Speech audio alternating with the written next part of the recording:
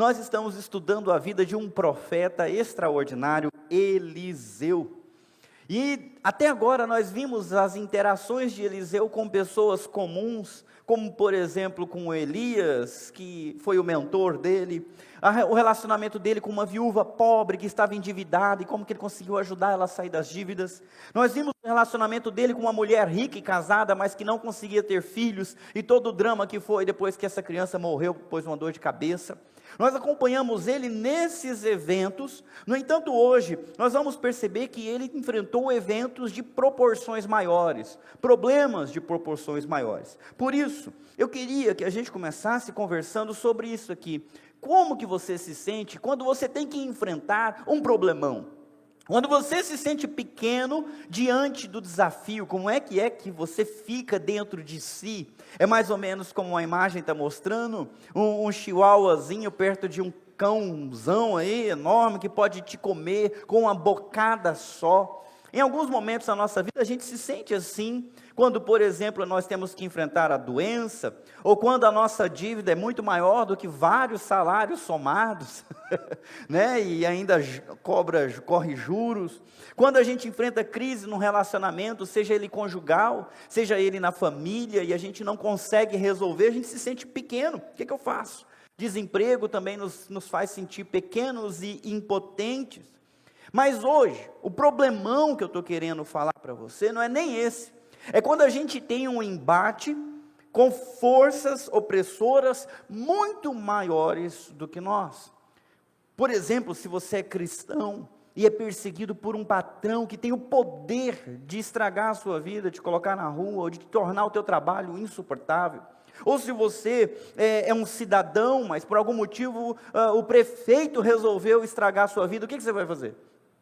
Ou o juiz, ou o promotor, ou então um presidente, ou um outro líder de outra nação. Dá para imaginar você tendo que lidar com uma pessoa que tem todo o poder à sua disposição e quer acabar contigo? Como é que faz? Tem gente que já está rindo aqui, já está entendendo, já captou a ideia. Como é que vive? Nós vivemos numa época em que grande parte da população, inclusive cristãos, se sentem sim desesperados diante dos rumos que a nossa nação está tomando politicamente, dos arroubos que muitos líderes têm tomado contra a liberdade, contra as pessoas, e dá até medo. Dá até medo. O que será e como que nós vamos lidar com isso? Eliseu também teve que enfrentar alguns problemões, e é isso que nós vamos ver. Ele teve que se relacionar com pessoas poderosas, e quando a gente se relaciona com pessoas poderosas, essas relações são perigosas para nós, muito perigosas para nós, como a gente vai ver. Ele se relacionou, e esse relacionamento rendeu um problemão, mas ele soube se safar, e nós vamos aprender com ele também. Amém, meus irmãos? Vamos pedir a Deus para nos abençoar? Feche os seus olhos. Senhor, nós queremos aprender a lidar com problemões. Nós queremos aprender a lidar com aqueles problemas que nos metem medo, que nos fazem sentir impotentes. Por isso, Senhor, que o Teu Espírito Santo venha abrir o nosso coração e falar conosco nessa noite. E nos ajudar a ter uma perspectiva correta das coisas, para que nós possamos fazer o que tem que ser feito. Confiar no Senhor. E, se possível, experimentar os Teus milagres, a Tua libertação e a vitória que só o Senhor pode nos dar. Eu não conheço os problemões que cada um enfrenta, mas eu peço a Deus que durante essa palavra o Senhor venha trazer encorajamento, consolo, conforto e direção para cada um na sua luta, em nome de Jesus. Todos aqueles que concordam dizem amém. Então vamos para o texto bíblico. Eu queria que você abrisse 2 Reis, hoje o capítulo 6, do versículo 8 em diante. Você pode deixar por favor a sua Bíblia aberta. E aí, quando eu estiver lendo, eu queria que você lesse aqui em cima junto comigo, especialmente aonde está em destaque, em cor laranja, em grifo, em caixa alta, para você ter certeza que é a sua parte para ler. Vamos lá? Deu tempo de achar? Como é que fala? Amém? Se conseguiu? Misericórdia, se não conseguiu, já pede a misericórdia, que alguém tem misericórdia para compartilhar. Amém? Amém? 2 Reis, capítulo 6, versículo 8. Olha só o que está escrito. Quando o rei da Síria estava em guerra contra Israel, consultava seus oficiais e dizia: posicionaremos nossas tropas em tal lugar. De imediato o advertia o rei de Israel: não se aproxime de tal lugar, pois os sírios planejam posicionar suas tropas ali. Quem que é esse tal homem de Deus que aparece aqui no versículo 9? Eliseu, o profeta, é o próprio, como aquela mulher na semana passada tratava ele, o santo homem de Deus. Percebam, há um contexto aqui que extrapola todas as habilidades e todo o poder de Eliseu. O reino da Assíria está em guerra contra o reino de Israel. São duas nações disputando territórios, com exércitos, armando ciladas para poder enfraquecer o exército oponente e assim alcançar alguma vantagem, conquistar uma cidade, ou até mesmo dominar o outro reino e exigir que lhe pagasse algum tipo de tributo. É uma nação tentando oprimir uma outra nação. Você imagina numa situação dessa? Se por acaso a Argentina ou a Venezuela se junta mais uns tantos aí e fazem guerra com o Brasil, e você, o homem de Deus, é a mulher de Deus no meio dessa história. Como é que você fica? O que será que você pode fazer? Será que a sua pessoa, por menor que seja, pode interferir nesse relacionamento, nessa drama, nessa dinâmica de guerra? É importante a gente pensar sobre isso, porque geralmente a gente se apequena e a gente acha que aquilo lá é briga de gente grande. É problema de gente grande, não é isso? E aí, a gente fica quietinho assistindo das arquibancadas, esperando o que vai acontecer. Não é problema meu, eu não tenho que fazer nada. Mas não é o que acontece na história de Eliseu. O que acontece aí, meus irmãos? O rei da Assíria estava em guerra e planejava colocar as tropas nesse ou naquele. Vamos lá, pessoal? Lugar. E quem é que vinha e frustrava os planos desse rei? Quem? Eliseu. Por algum motivo, Deus compartilhava com Eliseu o que o rei estava planejando, o rei oponente, e ele ia e avisava o rei de Israel, e o rei de Israel se safava daquela armadilha. Cuidado, não coloque tropas em tal lugar, porque ali você pode perder. Ali está concentrada a força do inimigo. Tome muito cuidado. Esse é uma coisa interessante, porque o rei da Assíria é um rei pagão, idólatra. Ele quer destruir o reino de Israel. Mas o rei de Israel não é melhor. Também é um idólatra. Também é um homem que não teme a Deus. Como todos os reis do norte. Eles desviaram o povo da fidelidade a Deus. Então o rei da Síria não presta, mas o rei de Israel também não presta. E mesmo assim Eliseu age.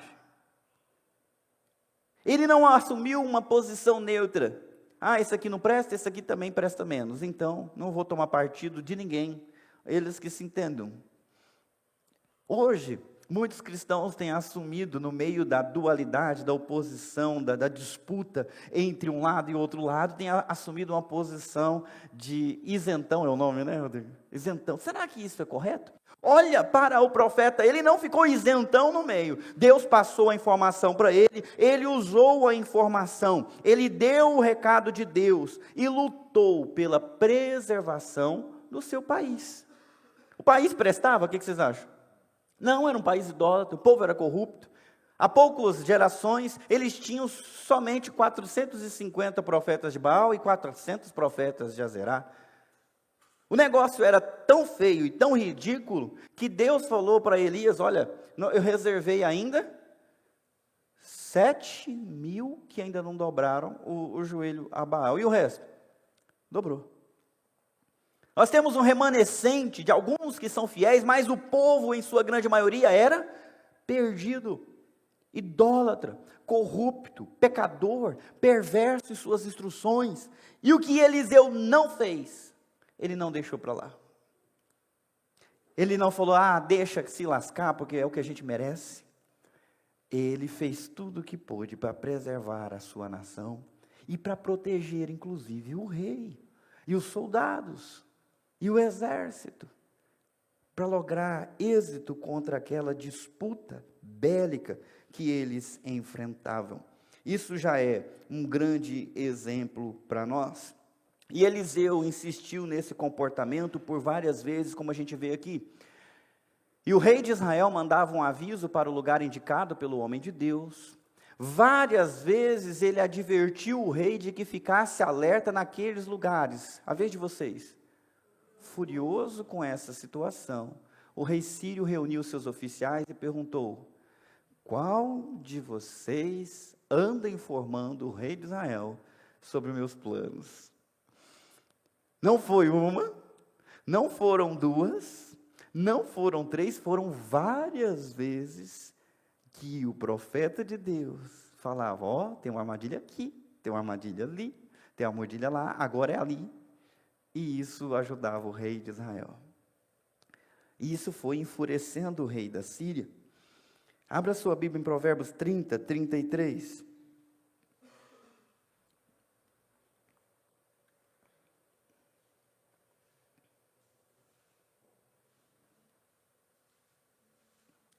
Provérbios 30, 33, não está aqui no slide, eu quero que você abra, leia. A sabedoria que Deus nos deixa. Provérbios 30, 33. Está escrito assim: como o bater o leite produz manteiga, e um soco no nariz o faz sangrar, provocar a ira resulta em brigas. Quem já fez manteiga com a nata do leite? Deixa eu ver. Minha mãe. Chegava uma visita e estava ruim as coisas em casa, não tinha manteiguinha para passar no pão. Minha mãe ia no congelador, pegava lá uma cumbuquinha onde ela guardava a nata, porque o leite de verdade tem nata. Eu não sei se vocês sabem. Tem. Ela fervia, ela me colocava para vigiar, né? Não deixa derramar. Sabe aquele negócio que você tinha que ficar olhando, não podia nem piscar, porque na hora que você piscava, derramava. Né? Então ela pegava aquela nata e guardava para fazer o biscoitinho de nata, mas quando chegava uma visita de última hora, ela fazia um pão, mas ela pegava a nata, descongelava e ficava ali, na canequinha, batendo, até se despregar da massa o soro. E o soro ela dispensava, e daquela massa gordurosa, ela colocava um pouquinho de sal, e a gente comia uma manteiga fresquinha, feita na hora. Rapaz, uma hora dessa tá até para salivar, né, Jorge? É muito gostoso, muito bom. Se você não sabia disso, eu te incentivo a fazer o teste. Será que a Bíblia está certa? Se eu bater o leite gordo, eu vou ter manteiga? Terá. E se você der um soco no nariz de alguém, será sangue? Terá. Do mesmo jeito que quando você afronta ou frustra os planos de um poderoso, fique esperto, ele vai ficar furioso. Percebam que a intenção de Eliseu não era deixar o rei da Assíria furioso, mas sim salvar os seus compatriotas. Salvar a corte, salvar o exército. Ele fez isso mais que uma vez, e isso despertou, isso provocou a fúria e a ira do rei assírio. E quando a gente desperta a fúria de alguém, fique esperto, porque vamos ter problema. A cada dia, meus irmãos, se afunila mais a situação social no Brasil. E daqui a pouco, o simples fato de nós lermos alguns textos na Bíblia será afronta e vai provocar a ira. E quando provocar a ira dos furiosos, adivinha o que vai acontecer? Preparem-se. Os dias são difíceis, desafiadores, e só por fazer o que é certo e permanecer fiel a Deus, nós vamos despertar a ira. E não só a ira do vizinho, a ira de pessoas poderosas, que têm os seus planos frustrados, porque os cristãos se opõem, porque eles dizem que é errado, porque eles insistem em pregar os princípios bíblicos que Deus lhes deu, como direção para a prática e para a fé. Isso pode acabar muito mal, como aconteceu com Eliseu. Ele estava desconfiado, o rei assírio estava desconfiado que havia um espião Alguém lá, na hora de fazer os planos, naquela mesa de guerra, estava denunciando, estava vendendo informação. Alguém estava sendo um espião duplo, levando informação. Ele falou, quem é? Ele queria matar, ele queria alguém para arrancar a cabeça, porque estava prejudicando os seus planos de guerra. E aí nós vamos ver o que aconteceu. Versículo 12, ó meu senhor, o rei, não somos nós, respondeu um dos oficiais. E ele sabia, olha lá gente, Eliseu, o profeta de Israel, revela ao rei de Israel até as palavras que o Senhor diz em seus aposentos. O rei ordenou, vão e descubram onde está, para que eu mande capturá-lo. Então lhe informaram, Eliseu está em Dotã. O fato de fazer o certo atraiu sobre Eliseu um problemão. Um rei decidiu juntar um exército para capturar, e sabe-se mais o que queria fazer com um profeta. Um exército contra um profeta. Já se sentiu assim? Às vezes só você tentando defender, tentando se posicionar e todo mundo contra você. Aqueles que estão na escola, na universidade e que temem ao Senhor Jesus Cristo, não é um ambiente perigoso? Aonde você se sente só, e até mesmo como aquele cachorrinho ali, eu tenho que tomar cuidado, porque se esse cachorrão achar que eu estou rosnando, ele me trucida. Cada dia mais, isso está se tornando dessa forma. Eliseu atraiu a fúria do rei da Síria contra si. Vamos ver o que aconteceu. Versículo 14, assim certa noite, o rei da Síria mandou um grande exército com muitos carros de guerra e cavalos para cercar a cidade. Na manhã seguinte, o servo do homem de Deus se levantou bem cedo. Ao sair, viu que havia soldados, cavalos e carros de guerra por toda parte. Olha a coisa. O problema não surgiu para ele a visão do que ia surgir. Foi na calada da noite. O exército foi montado. A armadilha foi montada para ele, para pegá-lo desprevenido, sem ninguém para defendê-lo. E curiosamente, pela primeira vez na história, parece que Deus não falou para ele o que ia acontecer. Vocês estão comigo, pessoal? Toda vez que o rei assírio planejava colocar a tropa no lugar, Eliseu recebia o recado de Deus e passava o recado para o rei. E agora? Agora que o problema é contra Eliseu, aparentemente ele não sabe. Quando o servo dele acordou de manhã, eles já estavam cercados. Isso é no mínimo interessante, porque muitas vezes nós mesmos questionamos uns aos outros e cristãos. Fulano, você é muito inteligente para os outros, mas na hora de você, olha aí. Você tem muita sabedoria para os outros, mas na sua hora, olha aí. Como que pode ajudar os outros, mas não conseguir ajudar a si mesmo? Não estou entendendo. Deus falava com ele, mas na hora que ele está no aperto, Deus não fala com ele. E já ficamos escandalizados. Ao invés de ter paciência, meus queridos irmãos, todo homem de Deus e toda mulher de Deus vai enfrentar dificuldades, sim, e isso não é prova de que eles não estão em Deus, não. Vocês estão comigo, gente? Estão mesmo. Todo homem de Deus, toda mulher de Deus enfrenta tribulações, Deus permite, porque é através dessas tribulações que a fé é fortalecida, a perseverança é colocada em prática e o caráter é aperfeiçoado. Nem sempre Ele livra a gente das tempestades, às vezes Ele livra no meio, e às vezes Ele passa junto com a gente pela tempestade, mas tem que enfrentar ela inteirinha. É o caso de Eliseu. Ele foi instrumento de Deus para libertar os soldados, para libertar o rei, mas não teve um instrumento de Deus para libertá-lo. Não teve ninguém com revelação, cara, sai de Dotã antes da noite cair, porque amanhã de manhã vocês vão estar cercados. Não teve essa intervenção. Ele dormiu e ele acordou, e quando acordou, o problema já estava montado. E o que ele poderia fazer? Versículo 15 continua assim: o servo de Eliseu disse, vocês vão dizer bem alto, eu quero ouvir com uma música para os meus ouvidos, vamos lá. Ai, meu Senhor, o que faremos agora? Mais uma vez. Ai, meu Senhor, o que faremos? E o que a gente faz quando a gente está num problemão? Vamos pensar de maneira humana, ok? O que nós fazemos? Geralmente a gente se consome em desespero. Come todas as unhas da mão e do pé, né? Se ainda alcança. Fica ansioso, não dorme, não come. Sai gritando como um desesperado. Ou, meu Deus, já que eu vou morrer, eu vou acabar com a minha vida.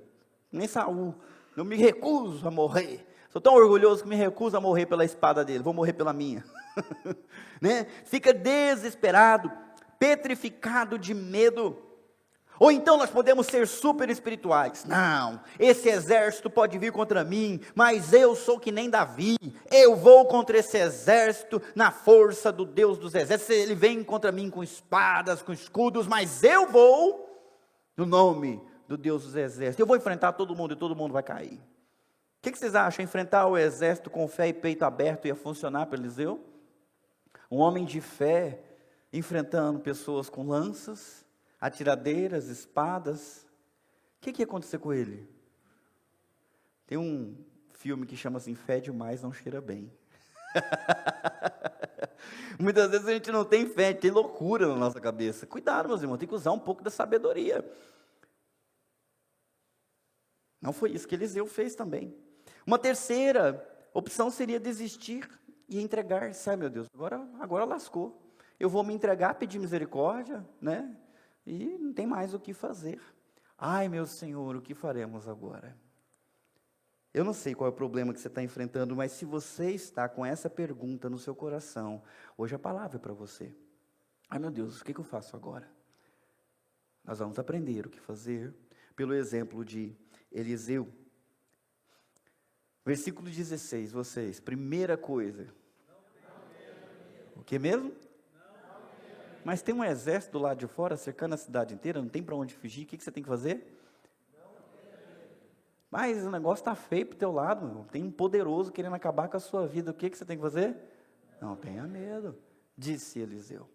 Não tenha medo, pois do nosso lado há muitos mais do que do lado deles. Então vamos lá, pela ordem. Primeira dica que vocês já pegaram, repetiram mais de 5 vezes. Segunda dica, tenha certeza de estar do lado certo. Não é? Tem que ter certeza que você está do lado certo, porque tem gente que na hora do desespero já mudou de lado. Né? Se você não pode vencê-lo, junte-se a eles. Olha, não importa a situação, permaneça fiel ao Senhor dos exércitos. Permaneça fiel àquele que não só pode fazer mal ao corpo, como pode lançar a alma no inferno. Permaneça temente àquele que vai julgar mortos e vivos. É isso que importa. Porque se você morrer sendo fiel a Deus, ótimo. Mas se você morrer amaldiçoando a Deus, pior para você. Não tema aqueles que podem ferir o corpo. Não se assuste, não se apavore. Tenha coragem, mas fique do lado certo. Não se permita abrir mão daquilo que é correto aos olhos de Deus. Daquilo que Deus espera que você faça. Paulo foi chamado para testemunhar aos judeus, quase morreu fazendo isso. Aí Jesus apareceu para ele, do mesmo jeito que você testemunhou entre os judeus, agora eu quero que você testemunhe lá em Roma, diante de César. E Paulo, vamos dentro, quase morreu no naufrágio. Mas não abandonou, permaneceu fiel até o fim e testemunhou no julgamento, sozinho, porque não tinha ninguém com ele. Ele fala, ninguém ficou comigo, mas eu não estava só. Por quê? Quem lembra? Porque o Senhor Jesus estava comigo. Na minha defesa, todos me abandonaram, mas o Senhor Jesus estava comigo. Então certifique-se de estar e de continuar do lado certo. Terceira dica, peça para Deus abrir os seus olhos. Então Eliseu orou, versículo 17. Ó Senhor, vocês, abre os olhos dele para que veja. O Senhor abriu os olhos do servo e ele viu as colinas ao redor de Eliseu cheias de cavalos e carruagens de fogo. A cidade estava cercada por um exército assírio, mas o exército assírio estava cercado por carruagens e carros de fogo. Numa guerra, carro de metal ou carro de fogo? O que será que vence? Né? Pensa comigo. Quem é mais poderoso? É importante a gente também pedir para Deus abrir os nossos olhos, porque a realidade nunca é só o que a gente vê. O mundo visível foi feito a partir de um mundo que nós não vemos. As coisas visíveis foram criadas a partir das coisas invisíveis. Há anjos, há principados, há potestades, há poderes que nós não reconhecemos e não enxergamos com os nossos olhos carnais, mas eles estão aí, e o seu poder afeta tudo, afeta a realidade visível, diretamente. Eliseu via, Eliseu sabia, porque havia um sincronismo, uma conexão, uma proximidade dele e Deus, que o servo não tinha. Eu fico me perguntando que servo que é esse, porque a gente já descobriu o nome do servo de Eliseu. Como é que era o nome dele? Geazi. Será que é Geazi aqui? Muitos acreditam que não é o próprio, porque num episódio anterior que a gente ainda vai estudar com o pastor Jonatas, ele aprontou. E como ele aprontou feio, ele ficou leproso. Então, provavelmente, não é ele mais que está com Eliseu. E é por isso que não fala Geazi, mas fala servo. O servo. Qual é o nome do moleque? Não sei. Ele, apesar de ser um servo do profeta, ele não enxerga. Ele não percebe as realidades espirituais. E assim estamos muitos de nós. Nós olhamos para o problemão e só vemos um problemão. Nós não conseguimos enxergar por outra perspectiva. Como, por exemplo, da perspectiva de Deus. Será que Deus está aflito? Será que Deus está preocupado? Será que as coisas estão fugindo do controle dele? Quando tudo está dando errado para a gente? O que vocês acham? Ele deixou de ser Deus? Ou ele fraquejou? Ou ele agora tem muita coisa para se ocupar e acabou descuidando das suas coisas? Coitado. Será que Deus tem esse limite? Eu estou vendo um monte de cabecinha balançando para mim. E ele disse, nós temos mais do nosso lado do que eles têm dos dele. Como também está escrito em 1 João capítulo 4, que vocês sabem de cor, versículo 4, maior é aquele que está em vós do que aquele que está no mundo. Meus irmãos, nós vivemos tempos difíceis, não é? Dá medo. Mas vamos lembrar, maior é aquele que está conosco. Por mais que os poderosos se levantem e se enfureçam e tenham poder para colocar na cadeia e acabar ou destruir com a vida de uma pessoa de bem, maior é aquele que está conosco. Amém? Vamos continuar. Uma outra coisa que eu quero que vocês percebam é que Deus faz coisas que nós nunca conseguiríamos fazer. Quando os sírios avançaram na direção de Eliseu, ele... então a gente pode. Vamos lá, não devemos ter medo. Tem que ter certeza de que está do lado certo. Depois tem que orar para Deus abrir. Ok, e agora? Continua orando. Ele orou. O negócio encrencou para o lado dele. O que ele fez? Ele orou. Ele buscou a Deus. E olha a oração. Ó Senhor, faze que fiquem cegos. E o Senhor fez que ficassem cegos, conforme Eliseu havia pedido. Não parece com o mestre dele, Elias, que orou para não chover? Não choveu. Orou para chover? Choveu. Eu fico impressionado como que, quando a gente tem uma vida de oração de verdade, Deus usa essas orações para realizar coisas impossíveis, inimagináveis.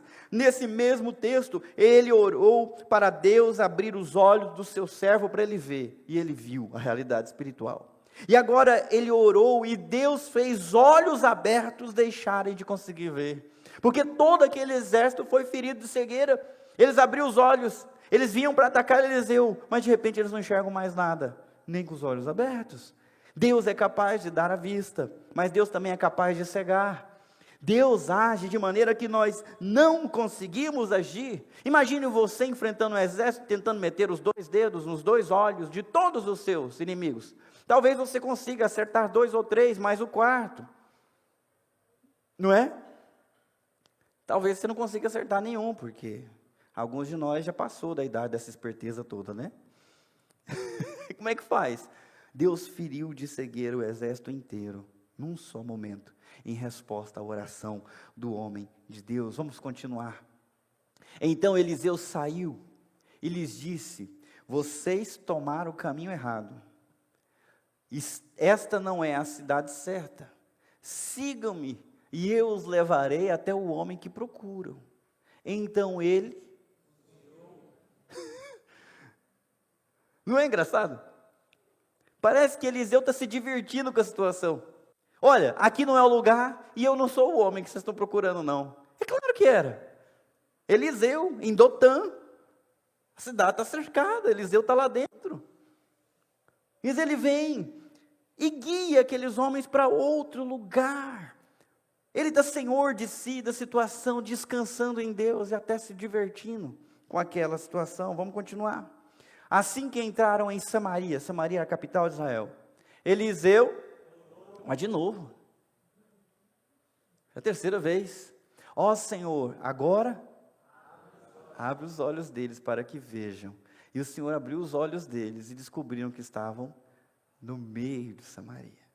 Eles estavam no ninho do dragão, meu filho. Eles entraram no último lugar que eles deveriam estar, na cidade murada, diante do exército inimigo. E agora? Para onde que foge?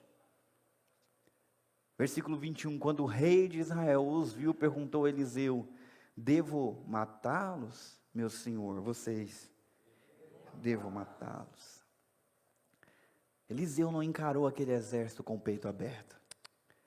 Ele encarou aquele exército com oração. E Deus agiu primeiro antes dele descer lá. Deus fez primeiro antes dele se expor. Ele foi simples, mas também foi astuto como uma serpente. Aqueles que armaram uma armadilha para Eliseu, agora caíram numa armadilha que Eliseu e Deus armaram para aquele exército. Eles vieram com fúria nos dentes, armados até não poder mais, para acabar com toda a cidade de Dotã, se necessário, se não entregassem Eliseu. Mas agora eles é que caíram na armadilha e estão dentro de uma cidade murada, com as portas trancadas, cercados por pessoas que sabem que eles são os seus inimigos e que podem simplesmente dar conta deles. E foi justamente isso que o rei de Israel perguntou: meu senhor, devo matá-los? Devo matá-los? Eles caíram na armadilha e agora estão a um fio. A sua vida está por um fio. E o texto continua. Eliseu disse: claro que... Eu quero que vocês repitam com força: claro que não. Respondeu Eliseu: eles não são prisioneiros que você capturou na batalha. Deles comida e bebida, e mande-os de volta para casa, para o senhor deles. Esta vitória não foi pela espada, mas pela ação de Deus, em resposta em oração. Essa batalha não foi vencida com a força de um exército, mas sim com a força do Deus vivo.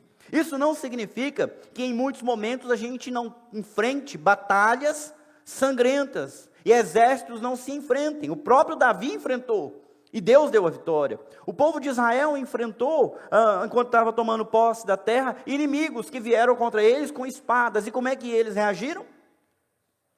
Pessoal, vocês têm medo de falar essas coisas, né? Como é que eles reagiram? Com espadas.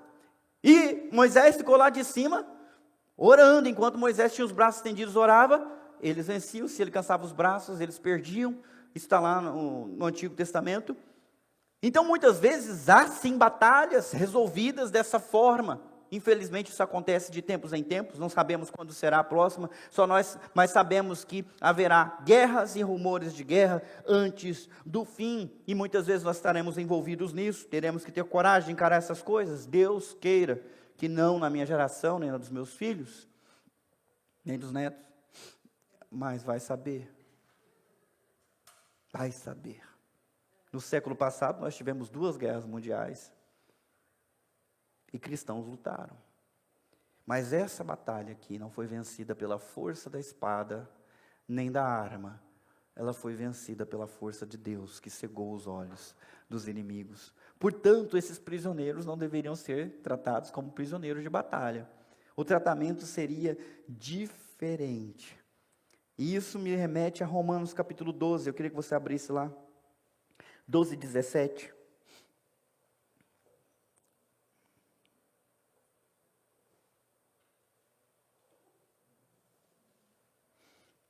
Romanos 12, 17, 18, 19.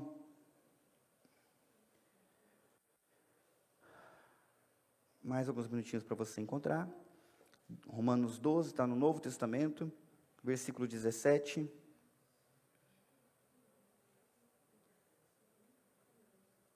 Está escrito assim: nunca paguem o mal com o mal. Pensem sempre em fazer o que é melhor aos olhos de todos. No que depender de vocês, vivem em paz com todos. E no que não depender? Outra história. Amados, nunca se vinguem. Deixem que a ira de Deus se encarregue disso. Pois assim dizem as Escrituras: a vingança cabe a mim. Eu lhes darei o troco, diz o Senhor. Quem é que defende? Quem é que age? Quem é que traz justiça contra os poderosos maus? Quem, meus irmãos? Então entregue a Deus. Versículo 20. Pelo contrário, se seu inimigo estiver com fome, dele de comer.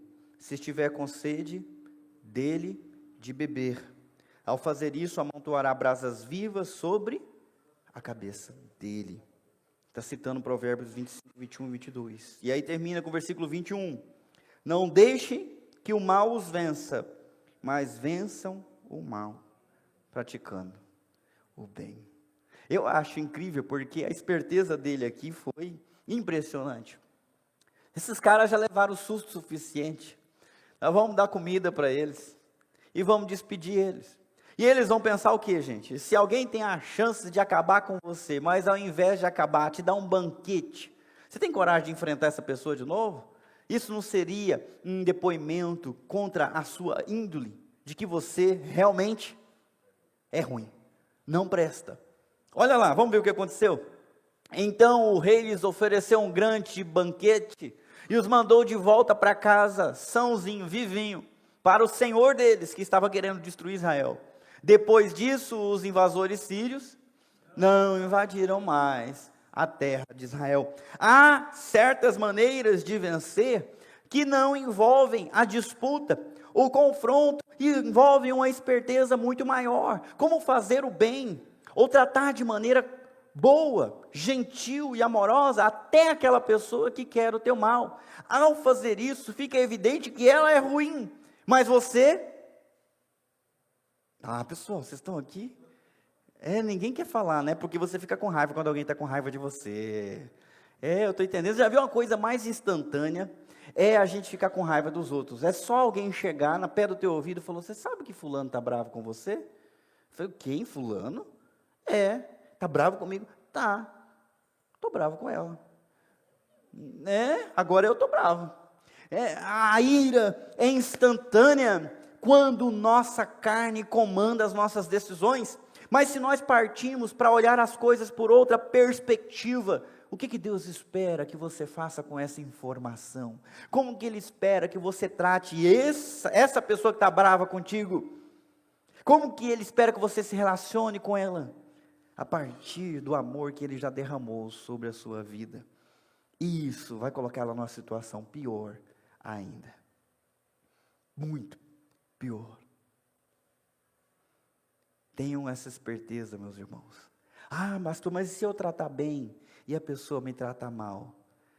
Deixem a vingança comigo, eu retribuirei, diz o Senhor. Isso não significa que você vai se tornar um pangaré, né? Um bestão que fica se colocando em situação perigosa. Você tem que ser simples como a pomba, mas... Teve gente que não falou, quem falou fala alto. Tem que ser simples como a pomba, mas astuto como a serpente. Ué. Se a pessoa não consegue guardar a informação, por que você vai dar uma informação privilegiada para ela usar contra você? Não é isso que está falando. Mas, em compensação, você não vai desejar e nem trabalhar pelo mal da pessoa. E se houver a oportunidade, e a pessoa está passando fome, e você é não, a comida eu tenho. Confiar no tio, não confio não, mas comida eu tenho. E dá de comer, e dá de beber, e o problema fica na cabeça da pessoa. Nossa, eu trato mal, a pessoa me trata bem. Foi assim que eles venceram. Eu vou continuar para a gente terminar. Quando temos que encarar um problemão, a gente precisa se lembrar de colocar as coisas em perspectiva. Eu tentei procurar, mas não coube na tela, então eu diminuí um pouquinho. Mas do lado do nosso problemão,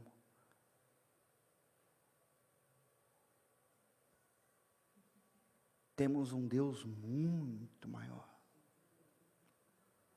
Muito maior. Que todas as nações não passam de um pingo de um balde.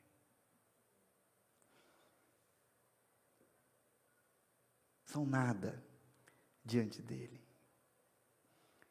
Vocês estão comigo, meus irmãos? O problemão está difícil? Tenta colocar em perspectiva o Deus que está por trás disso aí. E que tem todas as coisas nas suas mãos. Que pode fazer enxergar, que pode fazer não enxergar. Que pode te livrar sem usar a espada ou usando a espada, mas tem todo o poder para agir. Confia nele, fica firme, porque ele é o único que nos ajuda a vencer os nossos problemões. Queria pedir que você feche os seus olhos, baixe a sua cabeça, rapidamente.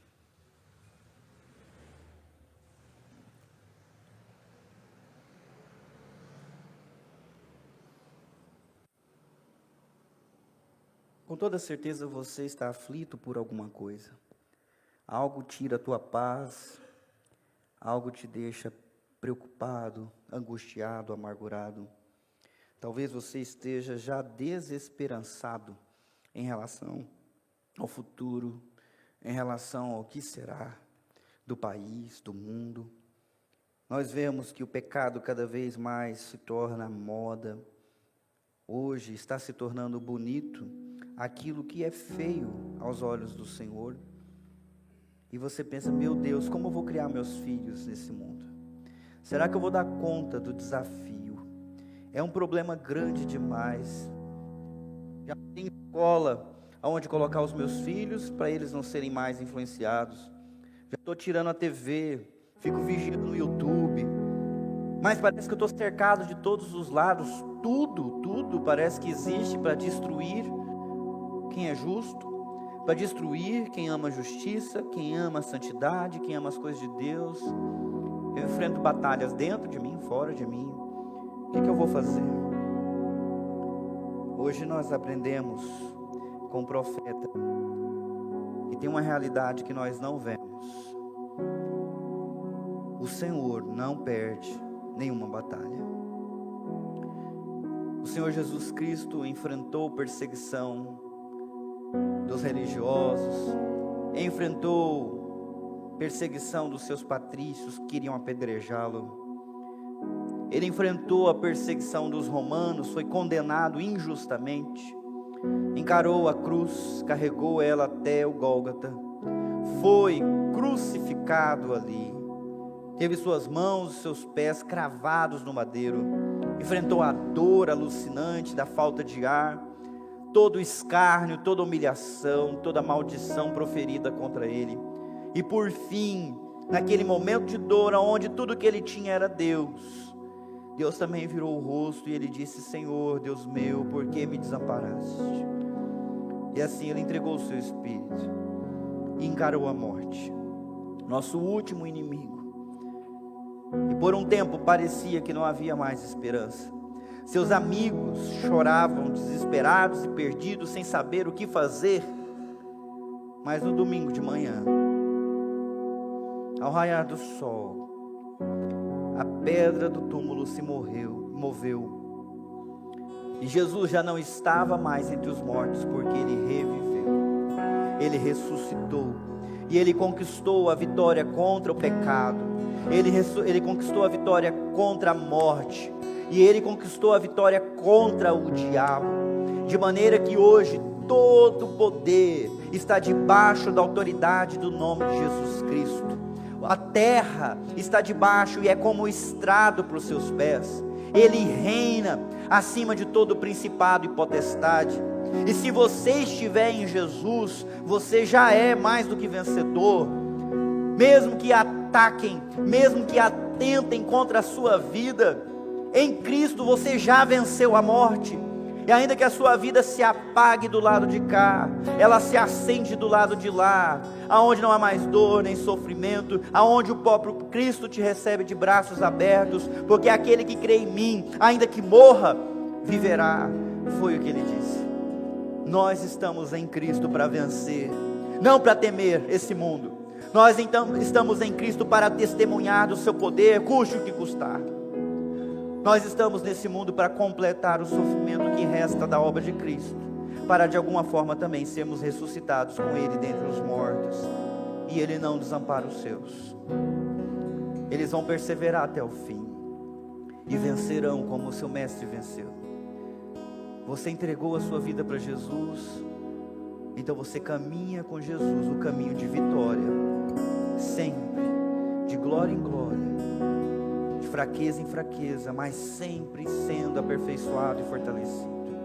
Se você não entregou a sua vida para Jesus, hoje é o momento de você fazer, porque se você estiver do lado errado, você já está condenado.